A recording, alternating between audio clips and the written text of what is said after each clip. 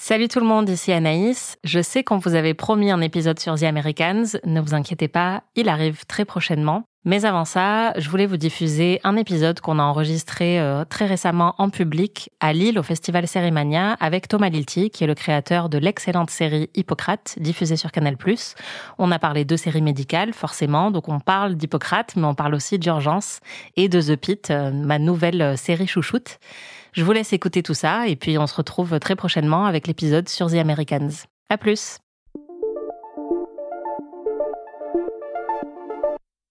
What is your childhood trauma? A white man? No! You're okay, father. Fuck me badly once, shame on you. Fuck me badly twice, shame on me. Buffy. That's why they put the I in FBI, bitch. Dazzle me. Do I have a massive asshole? You think a depressed person could make Each this? other's soulmates. You were my best friend. You gave me a cookie, gave you cookie. You were mine too.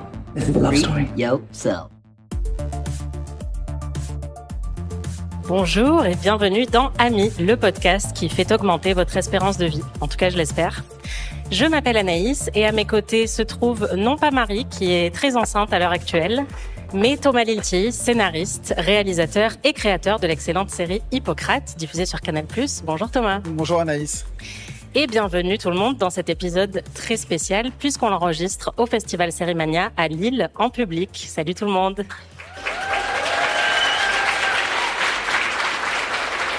Aujourd'hui, on va parler de séries médicales. A priori, Thomas, tu maîtrises bien le sujet. Tu es toi-même médecin de formation. Ouais. Et on va parler en détail de la dernière saison d'Hippocrate. Mais avant ça, je me suis dit qu'on ne pouvait pas parler de séries médicales sans parler d'Urgence, la cultissime. Série diffusée dans les années 90, créée par Michael Crichton et diffusée de 1994 à 2009, qui était diffusée sur France 2 chez nous pour les gens qui étaient en âge de la regarder à l'époque. Et d'ailleurs, Thomas, quel est ton rapport à Urgence ? Est-ce que tu as regardé la série lorsqu'elle était diffusée à l'époque ? Bah évidemment, parce que comme tu l'as dit, c'est une série des années 90. Et moi, j'ai eu mon bac en 1993. Et donc, j'ai commencé mes études de médecine en septembre 93, précisément. Et donc, on était un peu bercé par cette série qui était Urgence, qui était présente en plus. C'est une époque que certains d'entre vous n'ont pas connue, mais où finalement, il y avait très peu de chaînes de télévision. Il y avait évidemment pas les plateformes.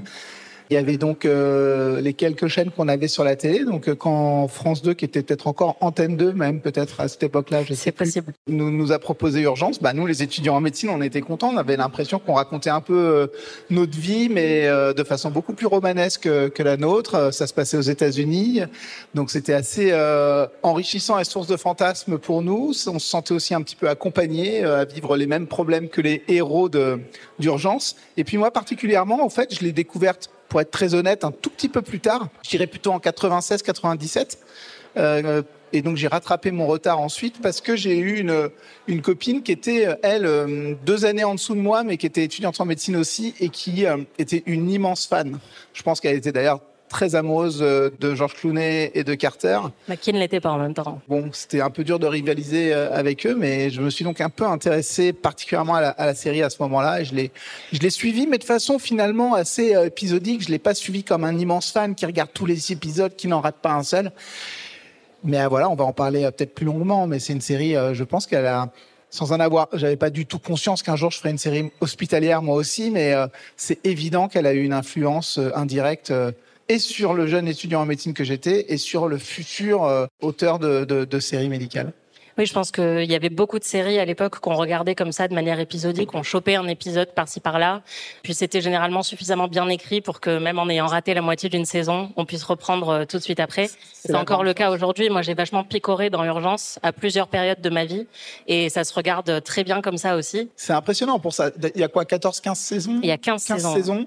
Et les saisons faisaient presque une vingtaine d'épisodes, quelque chose comme ça, il me semble. C'est ça, c'était 22, 24 épisodes, ce qui était le standard à l'époque. Ce qui est fou, hein. Bon, nous, en France, évidemment, on n'a pas la même capacité à produire que les Américains, mais même aujourd'hui, il n'y a plus de séries de 22 épisodes par saison, et surtout, il n'y a plus de séries de 15 saisons, à part peut-être les historiques Grey's Anatomy, mais qui sont déjà des séries anciennes. En tout cas, sur les nouvelles séries, c'est plus du tout le cas. Ça prouve que les séries médicales ont un potentiel de longévité, puisque Grey's Anatomy bat des records, comme Urgence l'avait fait avant. Donc ça montre bien qu'il y a quelque chose dans les séries hospitalières et médicales qui fait qu'on peut faire perdurer l'histoire très très très longtemps, quoi. Tout à fait, parce que je pense que l'arène hospitalière Et d'ailleurs, c'est ce qu'on va peut-être constater avec Hippocrate, qui mine de rien a déjà 3 saisons, et ce qui est devenu rare. Hein, même il y a des séries au long cours, hein, évidemment, mais c'est vrai qu'il n'y en a pas tant. On sait que les séries s'arrêtent souvent au bout de 2 saisons, parfois même une seule, parfois 3, même des séries qui marchent. Hein. Mais je pense que l'arène hospitalière est tellement puissante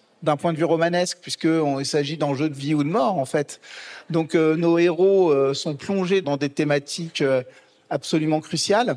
Finalement, l'arène et le ton de la série, qui est différent pour Urgence ou pour Grey's Anatomy, supplante finalement les personnages. Contrairement, souvent on dit les séries, c'est les personnages avant tout. Je pense que dans la série hospitalière, c'est quand même l'arène et le ton, l'univers des auteurs qui est au-dessus même des personnages. On peut imaginer que les personnages, à un moment donné, laissent la place à d'autres, ce qu'on voit d'ailleurs dans Urgence. Puisque... Oui, c'est ça. Et c'est ça qu'on aime, c'est qu'on peut renouveler les acteurs aussi. Et on sait que dans les séries, surtout à l'époque où il y avait de très très longues séries, les acteurs s'épuisaient au bout d'un moment. Et donc là, on peut renouveler le casting sans cesse. On a des anciens qui partent et puis qui reviennent. C'était le cas dans Urgence. Donc oui, ça permet de reposer un petit peu les membres du casting. En fait, un acteur, il est prisonnier quand même dans une série.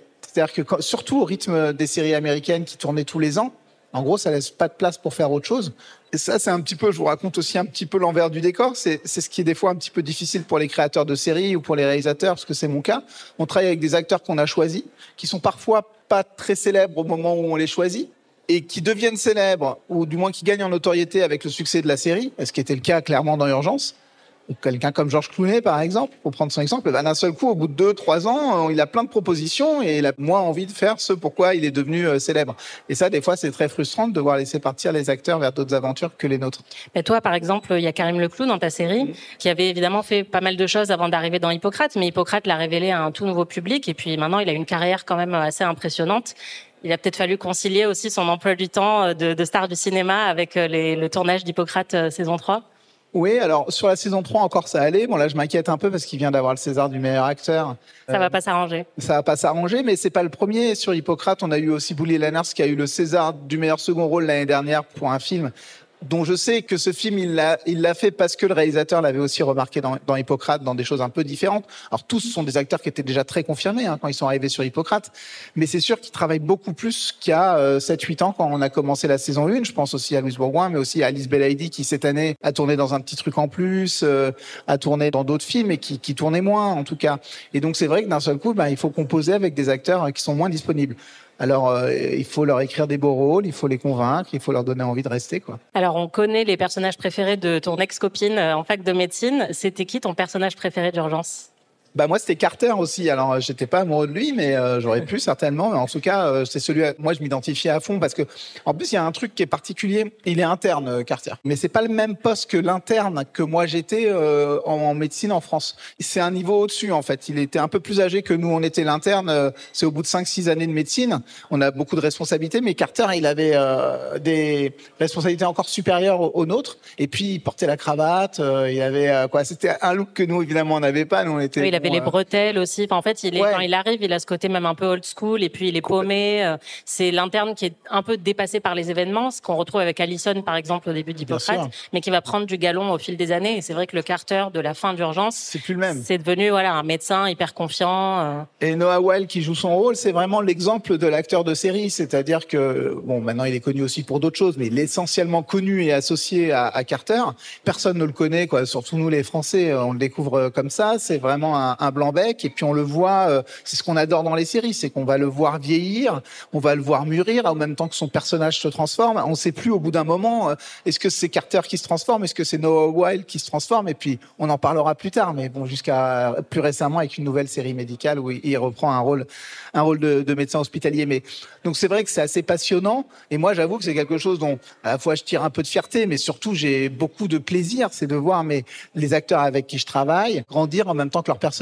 Et je sais plus au bout d'un moment qui vient de l'acteur, qu'est-ce qui vient du personnage, qui j'aime finalement, est-ce que c'est l'acteur, est-ce que c'est le personnage. Et chez Carter, moi je connais évidemment pas Noah Wyle, mais Carter, j'ai énormément d'affection pour lui. Et pour l'anecdote qui nous relie encore à Série Mania, je pense en 2018 ou en 2019, moi j'étais dans le jury de la compétition internationale, et la série d'ouverture de Série Mania était une série avec Noah Wyle qui avait le rôle principal, qui n'était pas du tout une série hospitalière. Et je me souviens de deux choses, que d'une part, on avait découvert les 2 premiers épisodes C'était pas complètement réussi peut-être, mais par contre l'émotion que j'avais eue de retrouver Noah Weil dans un autre rôle, et je me dis c'est fou comment ça a marqué ma jeunesse, quoi. Et tu as aussi été membre du jury à Sérimania avec Juliana Margulies. Donc vraiment, tes liens à Urgence sont nombreux. Et d'ailleurs, donc on a des photos de jury ensemble, etc. Après, me la suis bien raconté, j'ai montré à tout le monde, mais voilà, d'avoir été avec une comédienne emblématique, c'est peut-être une de celles qui a le plus tourné dans Urgence, parce qu'elle est quasiment là sans discontinuer. Il y a un moment où elle part vers la fin, mais oui, et puis ensuite elle a eu toute une autre carrière avec The Good Wife. Évidemment. Donc c'est une actrice de série incontournable. Incontournable, ouais. Alors, tu as regardé Urgence quand tu étais étudiant en médecine et puis des années plus tard, tu te retrouves à écrire ta propre série médicale. À ce moment-là, est-ce que tu prends Urgence comme un modèle ou au contraire quelque chose dont tu cherches à t'éloigner au moment où tu écris ? Très honnêtement, je prends Urgence comme un modèle. Alors pas du tout en me disant il faut faire pareil qu'Urgence, mais ce qu'on entendait à l'époque quand j'ai voulu faire une série médicale, alors il faut savoir que moi, pour raconter un tout petit peu mon parcours, quand je fais mon premier film ne parle pas du tout de médecine. C'est un film que personne n'a vu. D'ailleurs, il y a peu de chances que vous l'ayez vu. C'est un film qui s'appelle Les Yeux bandés avec Jonathan Zakaï, qui a une série ici d'ailleurs, la série Mania, que vous connaissez bien, qui est devenu un acteur de série un peu incontournable en France, Jonathan Zakaï, et Guillaume Depardieu. Ça, c'est mon premier film. Personne ne le voit. Le film ne marche pas. Et je me dis, il faut que je parle de choses qui me sont plus proches. Et j'envisage donc de faire non pas un film en fait, j'envisage de faire une série qui s'appelle déjà à l'époque Hippocrate et dont personne ne va vouloir. Pourquoi ? Parce qu'on va me dire, les séries médicales en France, ça ne marche pas. Ça, c'est un truc qui revient beaucoup. Ouais. Là, on est tout début des années 2010. On me dit, les séries médicales en France, ça marche pas. Et c'est vrai qu'il n'y a pas beaucoup d'exemples de séries médicales réussies, quoi. En tout cas, quand je commence à travailler sur Hippocrate. Et c'est pour ça qu'Hippocrate, d'ailleurs, va devenir un film. Et j'entendrai d'ailleurs la même chose. On me dira, mais l'hôpital, quand je vais arriver au cinéma avec mon projet du film Hippocrate, que vous avez peut-être vu avec Vincent Lacoste, les gens vont me dire, du cinéma, vont me dire, non, l'hôpital, c'est un sujet de série. Ah oui. Donc je me retrouve dans une sorte de serpent qui se mord la queue. Et c'est vrai que je prends Urgence comme référence parce que je me rends bien compte qu'on n'a pas de série hospitalière. Alors déjà, moi, il y a des sous-genres parce que dans la série médicale, il y a le sous-genre qui est la série hospitalière, qui est encore un genre à part entière. Et dans la série hospitalière, il n'y a pas de modèle vraiment qui a marqué en fait en France. Et le seul modèle que moi j'ai, déjà, je le reconnais un peu par inculture de la série US à cette époque-là, ça reste Urgence. Et pourtant, il y en a plein d'autres. Il y a déjà Grey's Anatomy à l'époque, il y a Scrubs, il y a plein d'autres modèles. Mais mon modèle, moi, ça reste Urgence. Surtout parce que je sais et je sens qu'au fond de moi, ce que j'ai envie de faire, c'est quand même une série romanesque, mais extrêmement ancrée dans le réel, avec une dimension sociale et politique. Et au fond, c'est peut-être Urgence qui a commencé à poser ces jalons-là. Complètement. En 1990. Et 20 ans plus tard, quand je commence à envisager, ou 25 ans plus tard, la série Hippocrate, je me dis, oui, il y a une filiation. Mais là où finalement, je me suis le plus inspiré d'Urgence, c'est pas tellement dans les histoires qu'on a écrites, même s'il y a certainement des points communs, puis il y a certains qui m'échappent, parce que de toute façon, on est dans une arène qui se ressemble. Mais je pense que ce qui m'a vraiment nourri, c'est de se dire, on peut filmer le soin. Parce que ce qui est très fort dans Urgence, c'est comment, pour la première fois, on avait ce sentiment d'être dans un box d'urgence avec un médecin. On a l'impression d'assister vraiment à la technicité des gestes. Et je pense que c'est ça qui me fascinait en tant qu'étudiant en médecine et qui a continué à me fasciner ensuite en tant que showrunner et puis que réalisateur de la série Hippocrate. Et c'est ça que j'ai essayé de reproduire. Alors, à ma manière, après, de toute façon, chacun fait différemment. Mais après, j'ai étudié vraiment dans le détail. Quand dans Urgence, on voit une fibroscopie ou un massage cardiaque ou un geste invasif de réanimation, comment ils ont filmé, qu'est-ce qu'ils filment pas, comment ils trichent, où sont les effets spéciaux. Et ça, je l'ai vraiment beaucoup décortiqué et je l'ai beaucoup montré à mes comédiens. Et je me souviens que sur la première saison d'Hippocrate, j'avais fait une sorte de petite vidéo qui devait durer 10 minutes avec plein de gestes techniques des personnages d'Urgence. On les regardait un peu en boucle avec les acteurs et on disait, regarde, là, ils font comme ça, ça, c'est pas la peine de l'apprendre, on le verra pas, etc., etc. Donc, ça m'a inspiré. En fait, c'est une des marques de fabrique d'Urgence au moment où la série sort. C'est vrai qu'on est au tout début, en fait, au frémissement de la série Prestige. Et c'est une série qui va montrer que on n'a pas besoin de prendre les spectateurs par la main. Il y a énormément de jargon dans Urgence. Ça va très, très vite. C'est une série qui est devenue culte aussi pour sa mise en scène avec des plans steadicam assez élaborés où, en fait, la caméra va suivre les personnages pendant très longtemps dans les couloirs, dans la salle d'opération. Ça tourbillonne sans coupure. Donc, on a un côté très immersif et on comprend pas forcément ce qui se passe, en tout cas quand on n'est pas médecin, même si moi j'aime penser que maintenant, à force d'avoir regardé Urgence et Hippocrate, je suis un petit peu médecin moi-même et je saurais totalement faire une opération si je me retrouvais là dans un service d'urgence.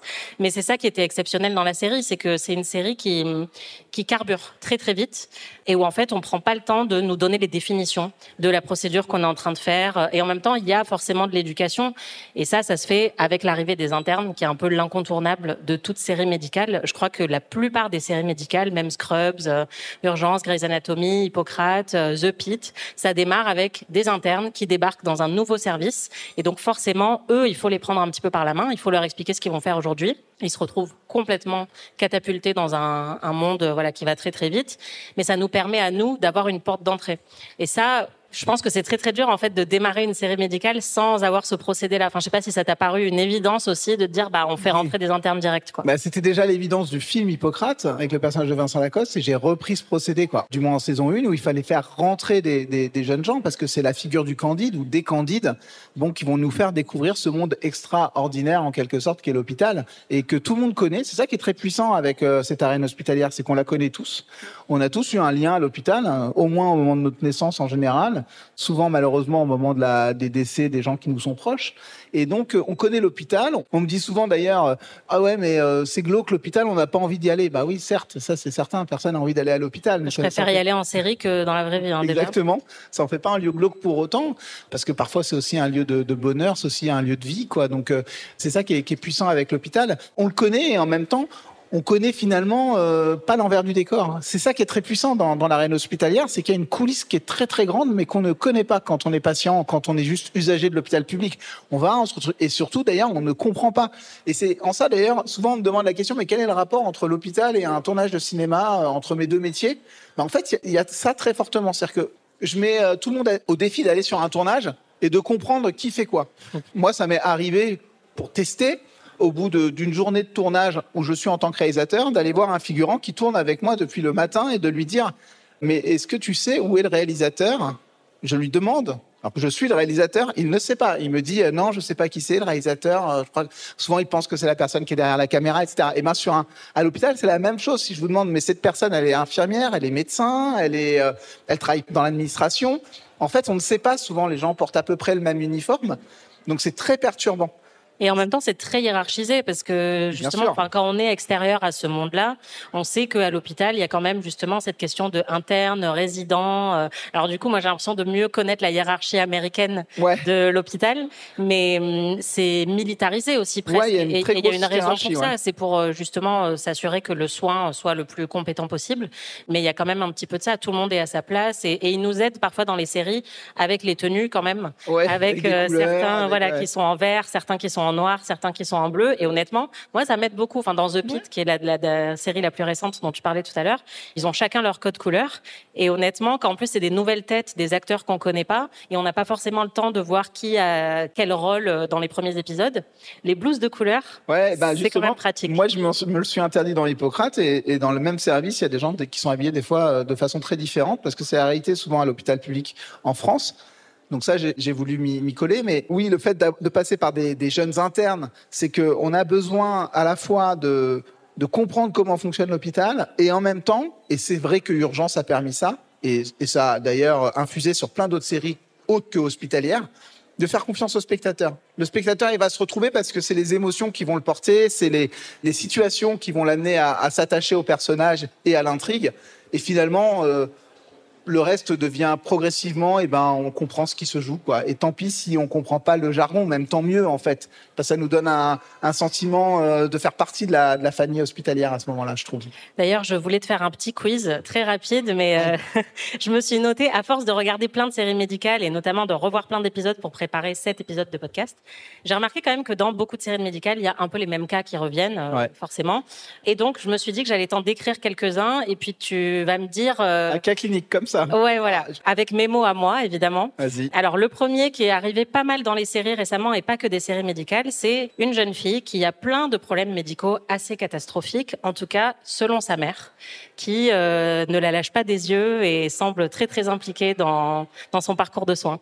Mais quel âge la patiente ? Peu importe, mais généralement, dans les séries qu'on a vues récemment, c'est des jeunes filles, donc adolescentes. Et qui ont plein de symptômes brutalement. Qui ont etc. plein de maladies depuis leur naissance et c'est la mère qui donc, va expliquer. Genre syndrome de Munchausen par procuration. Ouais, exactement. Un truc qui est rarissime. Hein. Ouais, mais alors c'est surreprésenté dans les séries. Pour le coup, ça, il y en a vraiment. Il faut juste expliquer ce que c'est en 2 secondes. Le syndrome de Munchausen par procuration, en fait, c'est des mères qui maltraitent leurs enfants et en fait qui volontairement les font tomber malades en les empoisonnant ou en les tapant, en faisant des choses, et puis pour pouvoir les amener à l'hôpital. Et donc le bénéfice secondaire qu'elles tirent, c'est que les médecins s'occupent d'elles. Mais la vraie malade n'est pas l'enfant, mais la mère. Je dis la mère, ça pourrait être des pères, mais il se trouve que dans la réalité, ce sont souvent des mères qui sont atteintes de cette maladie psychiatrique. Est-ce que tu peux me décrire, enfin plutôt me donner le nom de cette procédure que j'ai vue dans plein de séries médicales? Donc c'est quelqu'un qui arrive, qui a très mal, et pour le soulager, on lui insère une petite aiguille dans le dos, et ensuite on essaye de récupérer un petit liquide dans une petite fiole. La ponction lombaire. La ponction lombaire, c'est ça. La ponction lombaire, c'est on vient prélever, c'est un geste vraiment banal de la médecine, on vient prélever du liquide céphalo-rachidien. Donc le liquide qui est autour de la moelle épinière, et on voit s'il y a une infection. Et par exemple, pour diagnostiquer une méningite, c'est l'examen de choix. Il y en a une autre aussi que j'ai beaucoup vue dans les séries médicales, c'est quelqu'un qui arrive aux urgences après avoir été brûlé au 2e ou 3e degré, enfin brûlure très très grave, et on lui fait des incisions, notamment sur la poitrine, on lui ouvre la peau en fait. C'est quoi et ça sert à quoi? Pour ouvrir les cloques, et pour pouvoir après mettre des pansements et essayer de traiter la brûlure, quoi. Mais c'est très visuel et c'est un sentiment d'un truc extrêmement douloureux, alors que finalement ça l'est peu, c'est pas très douloureux, mais c'est des peaux qui sont mortes, mais c'est vrai que ça procure un rejet total, quoi. Ouais, en fait, j'ai l'impression que souvent c'est pour soulager, en fait. On a l'impression que c'est comme si on... C'est tendu, comme ouais, quand voilà. on a une comme ampoule, si on aérait un peu. C'est comme quand on a une ampoule, en fait, de l'inciser, ça soulage en général. C'est vrai.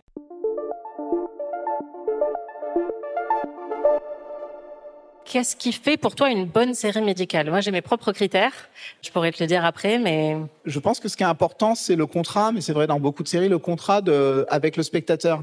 C'est-à-dire de lui dire, voilà, on est à l'hôpital, on va prendre des libertés. On n'est pas là en train de faire du réalisme pur et dur. Et moi, je me bats toujours contre ça vis-à-vis d'Hippocrate, parce que la série, justement, a des allures de série ultra réaliste. On en parlera peut-être. Mais il y a un contrat, ce n'est pas la réalité, ce qu'on montre, c'est romanesque. Mais par contre, on s'interdit de tricher sur certaines choses parce que sinon vous allez plus accepter la convention qui est la nôtre, qui est cette fiction au sein de l'hôpital. Ça, je pense que c'est très important. Après, ce qui fait qu'on va aimer une série, c'est quand même l'attachement qu'on va avoir aux personnages et notamment de soignants.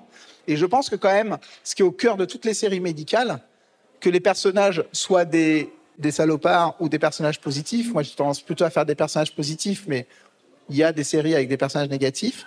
C'est que ce qui relie tous les soignants, c'est quand même l'envie de bien faire leur métier. Je pense que ça, c'est essentiel. En tout cas, pour certains personnages, et notamment pour certains personnages principaux, il faut quand même qu'ils aient envie de bien faire leur métier. Ça ne veut pas dire qu'ils le font bien, ils peuvent le faire mal. Mais je pense que ça, c'est essentiel pour qu'on s'attache à des personnages, au moins à certains d'entre eux, dans une série hospitalière. Ouais, pour moi, je te rejoins sur les personnages. Bon, c'est un critère aussi que j'appliquerai à toutes les séries, en fait. Si j'ai pas des personnages que j'ai envie de suivre pendant plusieurs épisodes, voire plusieurs saisons, voire 10 ans, c'est un problème. Et donc ça, c'est une écriture très différente de l'écriture de cinéma. On demande pas aux gens de passer 2 heures avec ces personnages, mais beaucoup plus longtemps. Et je trouve que les meilleures séries médicales, c'est des séries médicales qui ont des personnages, justement, auxquels on s'attache et qui vont grandir, comme tu le disais, au fil des années. Moi, je crois que ce qui est hyper important aussi pour moi dans une bonne série médicale, c'est qu'il y ait de la médecine, en fait, parce que c'est pas le cas forcément de toutes les séries médicales. Personnellement, alors je vais peut-être m'attirer les foudres de certaines personnes dans le public, mais j'ai jamais été trop fan de Scrubs ou de Dr House parce que je trouvais que le focus principal c'était pas forcément ça. C'était dans le cas de Dr House, ce personnage en fait masculin qui est assez fascinant. Dans le cas de Scrubs, c'est une comédie entre 2 amis et qui fonctionne très bien. Mais j'avoue que je préfère Urgence ou Hippocrate ou Grey's Anatomy parce qu'il y a des cas en fait, il y a un côté presque enquête procédurale. Complètement d'accord avec toi. Je dirais que je mettrais quand même Grey's Anatomy entre les deux parce que Grey's Anatomy c'est du soap en fait, c'est essentiellement du soap. Scrubs, c'est de la sitcom, quasiment du film de campus, mais qui se passe dans un hôpital, quoi, du teen movie. Oui, c'est une bro-comédie. Teen movie, teen série. Dr House, c'est de l'enquête. En fait, c'est Colombo, c'est à l'hôpital, mais ce qui domine, c'est ça, c'est de l'enquête. Oui, c'est le mystère de la semaine. Voilà, c'est le mystère. Et finalement, Urgence, c'est le soin, qui est quand même au cœur. Le soin plus la dimension sociale, mais c'est le soin. Et là où je te rejoins, c'est que moi, là où je me suis peut-être le plus inspiré, je dirais pas inspiré, parce que j'en avais pas conscience, mais en tout cas, là où Urgence avait ouvert les portes pour moi de me dire on peut faire ça. On fait une série où le soin est au cœur de la série. Mais ça, moi, j'avais déjà eu cette problématique avec le film Hippocrate, parce qu'il y a quand même des similitudes entre le film et la série. Et les premiers scénarios, les premières versions du film Hippocrate, on me reprochait, on me disait, il faut que soit t'en fasses un thriller à l'hôpital, soit t'en fasses une enquête policière. Et je disais, maintenant, acceptons que ce soit finalement le soin qui soit au cœur de la problématique.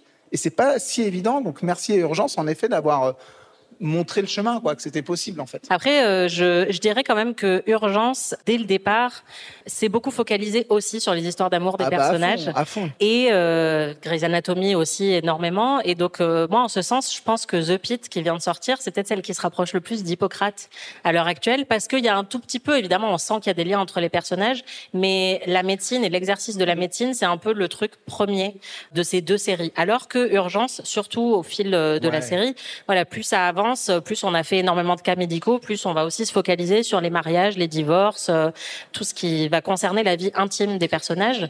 Et Hippocrate est moins là-dedans quand même. Moi, Hippocrate, il y a quasiment pas de soap, très très peu.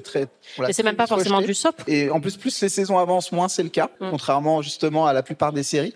Moins on sort avec les personnages, moins on connaît leur vie, moins on s'intéresse vraiment à leur vie en dehors de l'hôpital. Alors que Urgence a plutôt fait le chemin inverse. Je dirais pas que c'est la facilité, mais il y a un moment donné, quand il faut fournir, et c'est pas mon cas, 20 épisodes par an, à un moment donné, il faut quand même avoir des trucs à raconter, et t'as vite fait le tour, des cas médicaux, les patients, les dilemmes éthiques, est-ce que je le soigne, est-ce que je le soigne pas. Et donc c'est toute la difficulté quand on écrit une série hospitalière. Après, la particularité d'Hippocrate, c'est d'essayer d'être quand même ancré dans le réel, surtout d'être un peu en avance, c'est-à-dire donc d'essayer de sentir ce qui va se passer, quel est le rôle de l'hôpital dans la société. Donc par exemple, c'est vrai que quand je suis en tournage de la saison 2 et qu'il y a le Covid qui arrive, c'est hyper violent pour moi, parce que déjà c'est violent pour nous tous parce qu'on s'est arrêté de travailler et nous on était en tournage, donc le tournage s'est arrêté, mais surtout le sentiment que la réalité dépassait largement la fiction et que j'allais être très en retard dans ce que je racontais.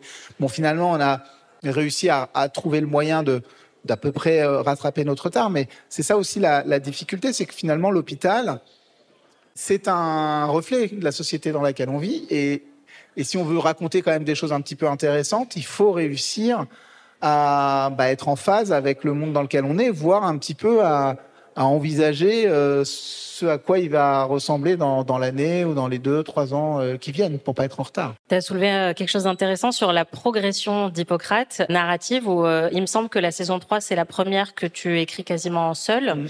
Et c'est vrai que de saison en saison, on a quelque chose de plus en plus singulier et de plus en plus claustro aussi. Enfin, c'est une saison 3 qui est très sombre, qui est aussi plus ramassée en fait. Ouais. Comment t'es arrivé justement à l'idée de cette saison 3 après une longue pause, le Covid, tout ça? En fait, ça vient... donc en effet, l'écriture, elle a évolué. Déjà, c'est ça qui est super avec la série, c'est que je pense qu'il n'y a pas de règle. Alors moi, quand j'ai commencé à faire de la série, on m'a dit, il faut un showrunner, il faut ce qu'on appelle une writing room, donc une salle d'écriture avec des auteurs qui écrivent tous ensemble et on plein d'idées et tout. Donc moi, j'ai mis en place ça sur la saison 1, ça a plutôt bien marché. On était 4 auteurs et c'était très chouette. Et puis saison 2, je me suis dit, il faut aller plus vite. Donc pour aller plus vite, il faut plus d'auteurs. Et donc on a recruté des auteurs et puis ça n'a pas marché. La mayonnaise n'a pas pris. Les nouveaux auteurs se sont pas sentis peut-être bien intégrés, ou j'ai pas réussi à les intégrer, etc. Et puis finalement, ça a mis un peu la pagaille. Et on a fini un peu exsangue l'écriture de la saison 2, parce qu'en même temps que je tournais, ça continuait à écrire. Puis après, on a été interrompu par le Covid, quoi. Voilà, on n'a pas été aidé non plus par les événements. Donc on se retrouve enfin, la saison 2 est diffusée, et puis c'est long d'écrire une série, donc aussi les auteurs, ils ont envie d'aller... On a la même problématique qu'avec les acteurs aussi, c'est-à-dire que les auteurs eux-mêmes prennent de l'expérience et puis donc ont envie d'écrire leur propre projet. Donc je me suis retrouvé un petit peu seul pour écrire la saison 3, donc j'avais plusieurs solutions, ou recréer une writing room, ou essayer de les faire seul. Et puis j'étais une période de ma vie où j'avais pas mal envie d'écrire seul. Et finalement, je pense pas que ce soit tellement le fait de l'avoir écrit seul qui a, dans cette saison 3, cette dimension plus claustrophobique. Je pense que c'est vraiment lié aux conséquences du Covid. C'est-à-dire qu'il y a eu un repli sur soi du monde hospitalier à post-Covid. L'hôpital est en souffrance, et c'est peu de le dire. Et ça, j'ai eu envie de le raconter. J'ai eu envie de montrer comment cet univers se referme sur lui-même. Et finalement, tel un bateau naufragé, un radeau au milieu de l'Atlantique, au milieu de l'océan. Donc, c'est plutôt cette image-là qui m'a poussé à écrire comme ça. Et puis après, c'est vrai que j'ai un peu envie de me libérer des passages obligés de la série, et notamment des histoires sentimentales, des à côté. Donc il y en a assez peu, il y en a de moins en moins, et j'essaie de continuer à creuser de comment mes personnages ils peuvent exister et peuvent tisser quand même du lien et créer de l'émotion et du romanesque, tout en restant vraiment dans le cœur du réacteur qui est l'hôpital. Alors sur les histoires sentimentales, c'est vrai que c'est quelque chose qui fonctionne dans la plupart des séries, surtout les séries procédurales, feuilletonnantes, c'est le will they, won't they. Donc voilà, une tension romantique ou sexuelle entre deux personnages et on attend pendant des saisons entières de voir s'ils vont s'embrasser ou pas, s'ils vont se mettre ensemble. Et évidemment, dans Urgence, il y en avait plein, notamment Carol et Doug Ross, donc incarnés par George Clooney. Est-ce que quand même, entre Allison et Hugo dans Hippocrate, il n'y a pas un petit peu de ça? Parce que dans la saison 3, il y a une impossibilité, c'est-à-dire qu'on sent qu'il y a une tension entre eux, mais elle est en couple avec quelqu'un d'autre. Et tu joues quand même un petit peu là-dessus, de manière subtile, mais... Ouais, pas si subtil que ça. Hein. Des fois, on y va un peu avec les gros sabots, mais depuis toujours, de toute façon, Allison, Hugo, ils se rencontrent saison 1, ils ont un petit coup de cœur. Saison 2, ça se sépare un peu, au contraire, ils n'arrivent pas trop à retrouver le truc. Et puis saison 3, l'adversité, et puis ce qu'on partage, la violence de ce qu'on vit à l'hôpital, la difficulté fait que qu'ils se retrouvent, mais ils se retrouvent. Elle a un amoureux aussi de son côté. Donc comme j'ai pas du tout envie de faire d'Allison et j'ai pas envie de la salir trop et j'ai pas envie qu'elle soit ambiguë dans sa relation à ses amoureux, parce que ça m'intéresse pas beaucoup. J'ai pas envie de raconter ça sur son personnage, montrer que c'est quand même quelqu'un qui est très loyal et dans son travail et dans ses histoires intimes. Je suis très mal à l'aise à l'idée aujourd'hui de faire d'Allison une trompeuse de petite amie. Donc il y a un petit bisou à saison 3, mais on sent bien que c'est un baiser qui aurait pas dû être là, et plus de réconfort que réellement de volonté de créer quelque chose. Mais oui, je joue un peu avec ce code-là, et en même temps, je suis convaincu que ce fil, il se tirera sûrement très longtemps, mais jamais je ferai réellement d'Hugo et d'Allison un vrai couple. Et de la même manière, on peut raconter la même chose, même si ça n'a jamais été consommé, en revanche, entre Arben et Chloé, donc le personnage de Karim Leclou et de Louise Bourgoin. Et j'ai toujours eu cette idée que le jour où, parce que les deux acteurs sont convaincus qu'il y a une histoire d'amour entre eux, peut-être plus que moi. Déjà, ils se ressemblent beaucoup, ils n'ont pas de vie intime, ils n'ont pas de vie sentimentale ni l'un ni l'autre, ils ont sacrifié tout pour la médecine. Donc finalement, s'ils veulent un jour avoir une chance d'avoir un amoureux ou une amoureuse dans leur vie, ils ont intérêt à se mettre ensemble parce qu'ils ne croisent personne d'autre. Mais j'ai toujours pensé que le jour où je leur faisais avoir une histoire d'amour, les personnages, ils étaient terminés, quoi. Ah ouais. Et j'ai toujours pensé ça intuitivement, qu'il fallait accepter la frustration que Arben et Chloé n'auront jamais d'histoire. Je crois qu'ils... Mais du coup, c'est ça qui fait un très bon Will They, Won't They, parce que justement, c'est vrai que dans toutes les saisons, on croise quand même des regards entre ces deux personnages. On voit aussi qu'ils se comprennent très bien, qu'ils sont complices, parfois littéralement dans des choses un peu interdites qu'ils font ensemble. Et donc, on a envie de voir un potentiel rapprochement, mais comme souvent dans les Will They, Won't They, quand le rapprochement a lieu, ça s'écroule, ça fonctionne plus, parce que c'était la tension qui nous maintenait en haleine. Donc effectivement, j'espère que tu vas continuer pendant longtemps à teaser ça sans jamais y aller trop, quoi. Ouais, et puis pour la petite histoire, je pense qu'en saison 1, c'est pas du tout écrit. Il y a vraiment rien. Arben et Chloé, c'est vraiment... moi, j'avais rien projeté.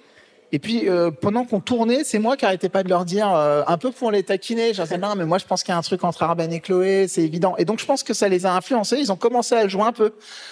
Et même, ils l'ont même beaucoup joué parfois. Et au montage, on gommait, mais il en restait toujours quelque chose. Et maintenant, c'est devenu un peu un jeu, quoi. Dès qu'il y a une scène, en tout cas.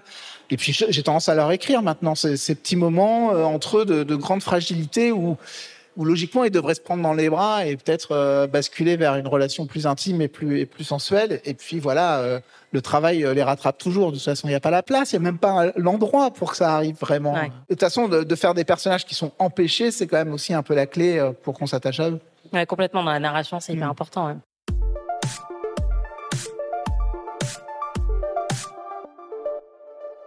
Il y a une convention assez fréquente dans les séries médicales qui a été lancée par Urgence et reprise beaucoup par Grey's Anatomy, c'est l'épisode catastrophe. Donc il y a un crash de bus, il y a un énorme incendie, il y a un blizzard, et donc il y a des dizaines et des dizaines de patients qui arrivent aux urgences parce que d'un coup voilà, il y a un événement catastrophique. C'était déjà un peu le cas dans Hippocrate aussi avec la saison 2 et l'intoxication au monoxyde de carbone, il me semble, où il y a plein de gens qui arrivent d'un coup, et en plus le service est complètement chamboulé des urgences à ce moment-là, donc ça tombe mal évidemment. Et dans la saison 3 d'Hippocrate, on a un épisode très particulier. C'est aussi peut-être un bottle épisode. C'est l'épisode où Arben se retrouve bloqué dans l'hôpital California, donc l'hôpital un peu clandestin ou l'aile clandestine qu'il a montée avec Chloé, justement. Est-ce que tu peux nous parler de la genèse de cet épisode qui, effectivement, renvoie à plein d'autres épisodes avec une forme assez travaillée des séries médicales? Alors c'est marrant parce que c'est l'épisode 4, il y a que 6 épisodes dans la saison 3. Je dis c'est l'épisode 4, c'est pas un détail. Ça fait longtemps que je me dis ce serait bien de faire un bottle épisode, bon parce qu'on imagine voilà, il faut aussi trouver l'inspiration. J'avais déjà eu cette idée en saison 2, ça s'était pas fait. Et en saison 3, alors c'est un peu un faux bottle épisode parce que les autres personnages existent et on les voit quand même pendant l'épisode, mais on va dire quand même que la moitié de l'épisode au moins se concentre sur le personnage d'Arben qui est enfermé en effet. La grande référence de bottle épisode, c'est l'épisode de la mouche dans Breaking Bad où un épisode entier avec le héros qui essaye d'écraser une mouche dans son laboratoire. Mais il y en a eu plein et bien sûr, il y en a eu plein d'autres. L'intérêt, pour ceux qui ne connaîtraient pas le terme, c'est un épisode qui va utiliser un casting très réduit et des décors très réduits aussi. Et parfois, ça se passe dans une seule pièce. Et il y a même un épisode d'urgence où les personnages sont juste dans une salle de classe et ne sortent pas. Et généralement, ça arrive au moment où on veut faire des économies dans le tournage. Exactement ce qui m'est arrivé. Moi, j'aime pas les bottle épisodes vraiment, et notamment ce fameux épisode de la mouche, j'en parle parce que je le déteste et ça m'a presque fait arrêter en fait de regarder Breaking Bad.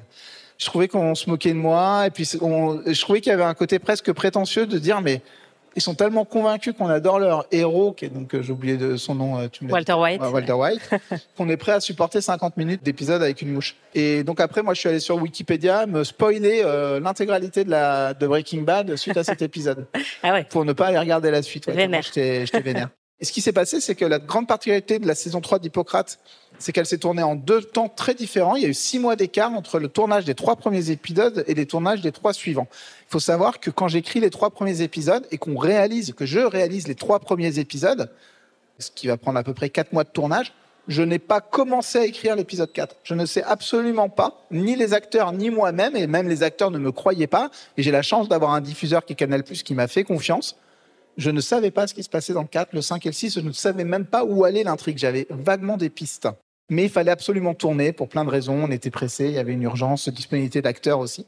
Sauf que quand j'ai fini de tourner les 3 premiers épisodes, les producteurs ils m'ont dit « T'as dépensé plus de la moitié du budget de la série. Donc il faut faire des économies, on a moins d'argent. » Et moi j'ai réfléchi, en fait ça va très vite. C'est soit on fait 3 épisodes un peu au rabais, soit on en fait un vraiment beaucoup moins cher. Et puis les 2 autres, on retrouve le confort des autres épisodes pour pas qu'il y ait sentiment comme ça de baisse de niveau d'un seul coup. Et c'est le choix que j'ai fait. C'est comme ça, je me suis dit, comment on fait un épisode pas cher? On va enfermer Arben dans l'hôpital et comme ça, on limite déjà vachement les acteurs, le nombre de figurants, voilà. Et c'est très réussi parce que c'est justement, comme souvent dans les séries, la contrainte qui va aussi forcer d'aller encore un petit peu plus loin dans la créativité. Et donc là, on est quasiment sur du huis clos. Il est tout seul et donc il est en train de s'occuper de patients et c'est dans une aile clandestine de l'hôpital, donc il n'a pas le droit de faire ce qu'il est en train de faire. La porte reste bloquée et là, le patient commence à aller mal. Toutes les personnes qui étaient censées venir le relayer ne sont pas disponibles pour une raison ou pour une autre. Et donc, ça devient très, très anxiogène. Moi, personnellement, j'étais en panique totale devant cet épisode. Et donc, ça devient le bottle épisode qui était censé coûter moins cher, celui qui nous marque le plus et qu'on retient parce qu'il est tellement fort aussi en termes de forme, parce qu'on est tout seul avec Arben. En plus, il essaye de casser une vitre pour s'échapper. Donc, il y a quasiment du film d'horreur. Il se lacère le bras. Comme on sort un peu du réalisme avec le bottle épisode, on peut aller un peu plus loin en mise en scène. Et en effet, l'épisode 4 bascule un peu du côté du film de zombies ou du film gore ou du film de fantômes. En tout cas, on rentre dans le genre à proprement parler. Et ce qui est très marrant quand tu dis qu'il est marquant, il est doublement marquant cet épisode. Et je suis totalement conscience de ça. C'est-à-dire que tu vois, toi, c'est celui qui t'a le plus marqué. C'est à la fois l'épisode préféré des gens qui ont vu la saison 3 et c'est à la fois l'épisode le moins aimé des autres. C'est-à-dire qu'il divise complètement. Il y a des gens qui adorent cet épisode et beaucoup de journalistes sont venus me voir en me disant raconte-nous l'histoire de cet épisode 4. Et il y a beaucoup de gens aussi qui m'ont dit super la saison 3. Bon, il y a ceux qui n'aiment pas, ils n'aiment pas la saison 3, mais ceux qui aiment la saison 3, il y en a plein qui m'ont dit par contre l'épisode 4 c'est vraiment n'importe quoi. C'est vrai. On n'y croit plus du tout. Ouais, c'est très marrant, ça divise totalement. Mais de toute façon, Hippocrate est une série qui rencontre un beau succès et qui a vraiment ses supporters. Mais ce qui est particulier dans Hippocrate, c'est que il y a un moment donné, comme c'est une série qui est ultra réaliste, dès que j'essaie de faire un petit pas vers plus de romanesque ou que je prends des risques, mais il y aura toujours une partie du public qui va dire, et notamment surtout ceux qui connaissent bien l'hôpital, parce qu'il y a aussi plein de gens qui travaillent à l'hôpital, qui regardent Hippocrate, qui d'un seul coup vont dire ah ouais, non, mais là, ça se passerait pas comme ça dans la vraie vie, entre guillemets. Et je suis toujours confronté à ça. Dans Hippocrate, la saison 3, il y a une mise en abîme où les personnages vont eux-mêmes sur le tournage d'une série qui se tourne... Une série médicale, Une série médicale qui est en train de se tourner dans leur hôpital, qui est pourtant un hôpital de fiction lui-même. Et ils se rendent compte que le matos du tournage est mieux que le matos de l'hôpital et des vrais soignants qui doivent traiter des gens à longueur de journée. Alors pourquoi j'ai eu cette idée comme ça de mise en abîme? C'est-à-dire quand même mes héros découvrent qu'il y a un tournage dans l'hôpital dans lequel ils travaillent. C'est parce que d'une part, c'est ce qui nous est arrivé pendant le Covid, où nous, on a prêté notre matériel au vrai hôpital dans lequel on tourne et qui nous ont dit, en fait, merci parce que vous avez plus de matériel que nous. Donc ça fait quand même vraiment bizarre quand on se rend compte qu'au fil des saisons, on a accumulé plus de matériel hospitalier que le vrai hôpital. Et deuxièmement, c'est une façon de dire, mais on a conscience qu'on fait de la fiction, quoi. Moi, c'est un faux hôpital, quoi. Donc c'est très, très difficile pour moi parce que, alors pas les spectateurs en général, mais notamment le milieu hospitalier qui, pour beaucoup, aime beaucoup Hippocrate, mais qui passent leur temps à me reprocher les approximations médicales et qui me reprochent de dire que Hippocrate est réaliste. Alors qu'en effet, Hippocrate est relativement réaliste, voire très réaliste par moments, mais ça reste de la fiction. Tu disais qu'il y avait certaines choses sur lesquelles tu ne t'autorisais pas à tricher. J'imagine comme ça que c'est sur la médecine, justement, que tu veux rester réaliste sur les procédures médicales ou sur les cas médicaux qui vont arriver dans la série. Non ? Non, même pas, parce que même ça m'arrive par moments... déjà, je fais des approximations par mes connaissances, parce que je connais pas toute la médecine, je connais pas toutes les procédures, et les procédures, elles ont changé. Moi, j'ai fait mes études il y a longtemps, donc j'ai beau être entouré, etc. Et puis, par exemple, dans la saison 3, quand Olivier Brun part avec le camion de SMUR, alors qu'il est médecin et qu'il le conduit à la fin pour essayer de transférer son patient, bon, là, tout le monde me tombe dessus, c'est impossible. Un médecin qui conduit un camion du SMUR, c'est pas possible, etc. Bon, oui, certes, je le sais que c'est pas possible, mais bon. Mais ça fonctionne bien quand on le voit dans la série, quoi. C'est cool qu'il le fasse, quoi. Ouais. Voilà. Et c'est pas possible, mais en même temps, pourquoi ce serait impossible? Un médecin un peu fou, il pourrait le faire. Et comme Olivier Brun, le personnage de Bouli Lanner, c'est un peu fou, il le fait.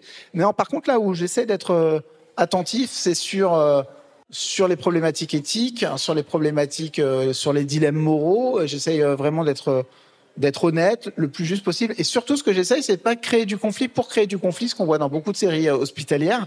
C'est-à-dire, par exemple, les guerres de service. Avoir des médecins qui se comportent mal uniquement parce que ils détestent tellement le chef de l'autre service qu'ils vont avoir des comportements qui portent préjudice aux malades. Et ça, je déteste le faire. Je le fais pas d'ailleurs parce qu'en fait, c'est pas vrai. Dans la réalité, on se rend compte quand même que souvent, c'est un point de non-retour, quoi. C'est un lieu où les gens, même les gens les moins scrupuleux, en fait, ne vont pas, quoi. On va pas commencer à faire des choses au détriment des malades juste parce qu'on est en guerre avec un autre chef, par exemple. Moi, je l'ai jamais vu à l'hôpital, ça. Et Dieu sait qu'à l'hôpital, il y a des gens qui se comportent mal, Il y a des problèmes hiérarchiques, des problèmes de harcèlement moral, etc. Mais ça, je l'ai jamais vu. Donc, ce genre de choses qui pourraient être hyper excitantes d'un point de vue de la narration romanesque, de créer des trucs, on tue des gens parce qu'entre guillemets, je raccourcis, mais on tue des gens juste parce qu'en fait, on déteste notre collègue. Ça, jamais je me l'autoriserai. Par contre, il y a quelque chose qui revient beaucoup dans la saison 3 et qui était en fait en filigrane depuis le début, c'est on dit aux médecins, faut pas mettre d'affect. Il y a trop d'affect et on les voit être déshumanisés en fait, d'épisode en épisode. Et ce qui est fou, c'est que dès la saison 1, il y a une crise, les internes arrivent, les médecins sont pas là parce qu'ils sont tous en quarantaine. Dans la saison 2, il y a une inondation, il y a des services qui sont obligés de travailler ensemble. Et donc, on se dit, ça peut être pire. Et en fait, oui, ça peut être pire dans la saison 3 où ils sont encore plus pressés comme des citrons. Et on voit en fait souvent l'impact que ça a sur le comportement des soignants qui deviennent irascibles et qui perdent parfois leur bonne manière quand ils s'adressent aux patients parce qu'ils en peuvent plus, quoi. Qu'ils n'ont pas les moyens d'être polis et reposés et sympas. Ça, c'est indéniable, mais parce que un des gros travaux sur Hippocrate, c'est surtout d'avoir une thématique par saison, et notamment la thématique qui est très présente dans la saison 2, qu'on retrouve un peu dans la saison 3. Alors la saison 3, c'est vraiment la thématique de la désobéissance, c'est-à-dire à quel moment je décide de désobéir, parce que je pense que c'était très actuel, et on l'a senti après le Covid, ce besoin de désobéir pour des bonnes ou pour des mauvaises raisons, mais de se dire à un moment donné, peut-être que ce qu'on nous dit de faire n'est pas... En tout cas, ça nous questionnait. Mais sur la saison 2, c'était beaucoup la souffrance au travail, et l'idée que la chose la plus douloureuse, c'est de ne pas pouvoir bien faire son travail. Et quand on ne nous donne pas les moyens de bien faire notre travail, on est en souffrance. Et quand on est en souffrance, on fait souffrir les autres. Et c'est d'autant plus atroce. Si moi, je fais mal mon travail en tant que réalisateur ou toi en tant que journaliste, c'est douloureux déjà. Mais au moins, ça n'a pas tant de conséquences. Alors que quand on est soignant, ça a vraiment des conséquences. Et ça, c'est quelque chose qui était qui était très très présent et qui est resté et qui est maintenant, je pense, un peu omniprésent, et que les acteurs même et les soignants de fiction de la série ont vachement assimilé, et donc je pense qu'ils le portent très fort en eux, même dans leur façon de jouer les personnages. Je pense que ce qui est très fort avec Hippocrate, c'est que c'est une série qui est politique. Enfin, tu me diras si tu es d'accord ou pas, mais est-ce que tu penses qu'une série médicale, justement, une série hospitalière et a fortiori qui se déroule dans l'hôpital public, ça se doit d'être politique en fait? En tout cas, si elle est un tant soit peu réaliste, parce qu'après, on pourrait imaginer, en effet, juste de faire de la comédie ou autre chose. Mais oui, si on fait une série hospitalière dans l'hôpital public aujourd'hui, en étant même moins politique qu'Hippocrate, parce que Hippocrate assume pleinement sa dimension politique, mais je pense qu'on peut pas ne pas être politique, ou alors c'est de toute façon être politique que de ne pas l'être, quoi. Raconter l'hôpital public français avec les difficultés qu'il rencontre, des milliers de gens qui travaillent à l'hôpital public, tous les soignants, les administratifs, et pas raconter ce qu'ils sont en train de vivre et la déliquescence de ce joyau, franchement, c'est compliqué. C'est compliqué de pas le faire. Ouais. Moi, quand je pense à Grey's Anatomy, qui est une série que j'adore et que j'ai vraiment regardée le plus longtemps possible, là, j'avoue que j'ai un petit peu décroché ces 2-3 dernières années. C'est pas une série que je dirais extrêmement politisée, ou en tout cas, elle l'est différemment. C'est une série qui a énormément compté en termes de représentation, par exemple, dans la pop culture. Mais les personnages eux-mêmes ne parlent pas beaucoup de politique, contrairement aux personnages d'Hippocrate, où en fait, c'est omniprésent, effectivement, dans leur vision de l'hôpital. Et c'est quelque chose que je retrouve dans mon dernier coup de cœur série médicale, qui est The Pitt, qui est une série qui est créée par des anciens d'urgence, donc notamment le créateur, producteur exécutif, mais c'est aussi Noah Wyle qui joue le rôle principal. Et bon, ils sont en conflit actuellement avec Michael Crichton, enfin avec sa famille, puisque c'était censé être une suite d'urgence, et puis finalement c'est une suite un peu maquillée d'urgence. Donc ils sont en conflit sur des histoires de plagiat. Mais c'est une série que moi j'aime beaucoup, qui me rappelle beaucoup Hippocrate, parce qu'on est dans de l'immersion et on est dans quelque chose de très politique. Pourtant, quand on voit l'hôpital dans lequel ça se déroule, le service des urgences, c'est hyper clean. Tout est blanc, tout est hyper bien éclairé. Enfin, on n'est pas dans l'hôpital qui est inondé, par exemple, comme dans la saison 2 d'Hippocrate. Mais malgré ça, malgré cette apparence très propre, c'est un service qui manque cruellement de moyens. Et on voit aussi beaucoup les gens dans la salle d'attente qui sont là depuis 15 heures, 20 heures à attendre qu'on les prenne en charge. Il me semble que tu as regardé un petit peu The Pitt aussi. Ouais, j'ai regardé. Évidemment, j'étais curieux de découvrir. On m'en avait dit beaucoup de bien. Il y a une particularité qui est très différente d'Hippocrate, mais qui est vraiment intéressante aussi, c'est le temps réel de The Pitt, qui est un peu un des principes, parce que je dis que c'est intéressant parce que moi j'ai toujours envisagé de me dire je vais faire un épisode dans le genre bottle épisode ou autre, 1 ou 2 épisodes en temps réel. Bon voilà, The Pitt le fait très bien. Ce qui revient beaucoup, et on voit qu'ils n'ont pas tout à fait les mêmes problématiques que nous, ce qui revient beaucoup dans The Pitt, c'est les problèmes d'assurance privée, est-ce qu'ils ont de quoi payer, alors que ça en fait ça existe déjà un petit peu en France, évidemment. La question, les assistantes sociales, les assistants sociaux sont très vite présents auprès des patients, savoir comment ils vont faire pour régler. Mais en gros, en France, vous arrivez à l'hôpital avec une pathologie, notamment avec une urgence, on vous prendra en charge. C'est qu'après qu'on va se poser la question de comment vous allez payer si jamais vous n'êtes pas en effet assuré, que vous n'avez pas de sécurité sociale et autres. Mais on va vous prendre en charge, ce qui est très différent pour le coup des États-Unis. Après, c'est vrai que oui, la question de l'assurance revient beaucoup, mais même la question des moyens et des moyens humains, ils sont sous-staffés. Et d'ailleurs, je crois que l'ouverture de The Pitt, c'est celui qui vient de finir sa garde, qui est sur le toit, et on se demande s'il va se suicider ou pas. Bon, finalement, visiblement, il fait ça assez souvent, d'aller sur le toit après ses gardes, un peu en détresse psychologique. Et donc, on démarre avec la nouvelle garde du personnage joué par Noah Wyle, et chaque épisode représente 1 heure de sa garde, et ça dure très longtemps, puisqu'il y a 15 épisodes. Et ce qui est fou, c'est que dès le premier épisode, il dit on n'a pas assez de matériel, on n'a pas assez de personnes pour gérer toutes les urgences qu'il y a, etc. On est surchargé. Et en fait, on se rend compte vers la fin de la saison, je veux pas trop vous spoiler, mais que tout ce qu'on pensait être déjà catastrophique dans les épisodes du début, quand il y a des vraies urgences qui débarquent, ça devient encore plus catastrophique. Et malgré tout, ils font très bien leur boulot. Ils le font du mieux qu'ils peuvent, mais c'est des héros, quoi. C'est vraiment des personnages héroïques. Mais moi, ça m'a vraiment rappelé Hippocrate dans la quête d'humanité des personnages qui essayent de se souvenir en permanence, qui sont là pour soigner et qui sont là pour accompagner les patients. Et en fait, c'est une série où on les voit vraiment prendre le temps de beaucoup parler aux patients. Et comme ça se déroule en une journée, on voit les mêmes patients d'épisode en épisode, ce qui est un truc qu'on voit pas trop justement dans les autres séries médicales où chaque nouvel épisode amène un nouveau cas. Là, de l'épisode 1 à l'épisode 15, en fait, on va suivre les mêmes personnes pendant leur traitement aux urgences, et donc s'attacher à elles aussi et voir tout le parcours compliqué que c'est, et pas juste pendant les 20 minutes de l'épisode où elles vont être traitées, quoi. Et ça, je trouve que c'est très très fort. Ça, c'est une super trouvaille, parce que c'est vrai que le principe un peu de la série hospitalière, c'est d'être feuilletonnant sur les fils rouges des personnages principaux, qui sont les soignants, mais finalement, souvent, les cas médicaux durent le temps d'un épisode ou de 2 épisodes maximum. Ouais. Bon, moi, j'ai un peu essayé de changer cette règle sur Hippocrate, mais l'avantage de The Pitt, c'est de permettre de suivre vraiment sur 15 épisodes des patients. Et ça, c'est cool, ouais. Ce qui la démarque aussi, c'est l'absence de musique. C'est une série qui est très calme. Et alors ça, par exemple, Urgence, pour moi, ce qui la qualifie le plus, c'est son univers sonore. Urgence, c'est des bips en permanence. En permanence, ouais. Voilà, c'est l'angoisse. Je dirais que Hippocrate se situe entre les deux. C'est une série qui est quand même plus calme qu'Urgence en termes sonores. Mais quand même, il y a des grosses poussées d'action. Il y a des montées, des descentes, ouais. Mais ça, ouais, je trouve que c'est très très fort dans The Pitt. Donc je vous encourage à checker cette série qui est sur Amazon, je crois, en France. Je voulais quand même te demander, donc tu disais que voilà, tu te sens prêt à continuer avec ces personnages. Urgence, ça fait 15 saisons. Est-ce que tu penses qu'Hippocrate a de quoi en faire autant ? J'en ai aucune idée. Moi, je pense que j'en ai pas de quoi se faire autant, mais peut-être quelqu'un prendra le relais sur Hippocrate. En tout cas, il y a l'envie commune entre le diffuseur, moi, les comédiens, que Hippocrate continue. Donc voilà, on est tous en ordre de marche pour y arriver. Mais ce qui est vraiment, et je le redis, la particularité d'Hippocrate, c'est d'avoir quelque chose à raconter qui fasse sens. C'est pas juste de raconter des histoires, parce que c'est marrant de raconter l'histoire de ces personnages-là.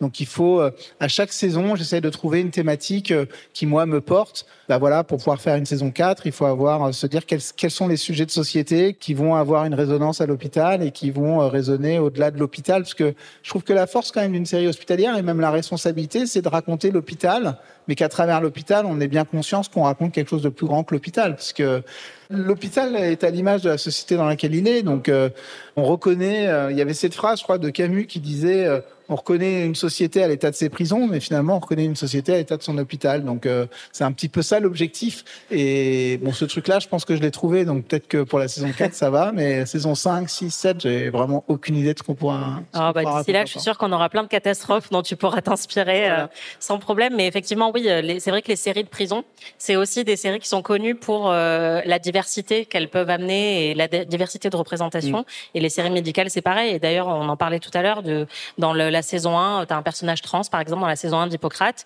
Et c'est un petit microcosme, l'hôpital, mais qui permet d'offrir de la représentation aussi aux gens qu'on voit pas forcément dans les séries ailleurs. Parce que là, tout le monde passe les portes de l'hôpital, en fait. Il y a ça à travers les patients et aussi, tu l'as dit tout à l'heure, à travers le personnel soignant. Parce que Hippocrate, c'est vraiment une série de soignants. Et c'est tellement hiérarchisé, l'hôpital, qu'on va trouver en effet des gens issus plutôt de milieux extrêmement favorisés, notamment chez certains médecins et chez les chefs, à l'image de la société, mais chez les soignants, chez les aides-soignants, on va trouver des gens issus de milieux beaucoup moins favorisés. Donc il y a comme ça ce melting pot qu'on retrouve à l'hôpital et qui est quand même intéressant à décrire, parce que quand même au cœur d'Hippocrate, et c'est peut-être quand même sa différence avec beaucoup de séries hospitalières, c'est quand même le travail qui est vraiment au cœur. Ce que moi j'essaye de raconter de façon permanente, c'est le travail. C'est quoi de travailler, quoi ? C'est essayer de filmer le travail, de raconter l'engagement. C'est ça qui est politique aussi, son engagement dans le travail et puis comment on fait pour travailler quand on se sent empêché. Ouais, quand on n'a pas les moyens, quoi. Ouais. C'était Ami, merci Thomas Lilti. Merci Anaïs. Et merci au public de Cérémania d'être venu nous écouter. Vous pouvez retrouver les 3 saisons d'Hippocrate sur Canal+, et tous les épisodes d'Ami sur Slate Audio ou sur votre appli de podcast préféré. Et n'oubliez pas de vous abonner au podcast si vous voulez entendre le prochain épisode. La semaine prochaine, on parlera de la série The Americans. Merci beaucoup tout le monde. Merci beaucoup.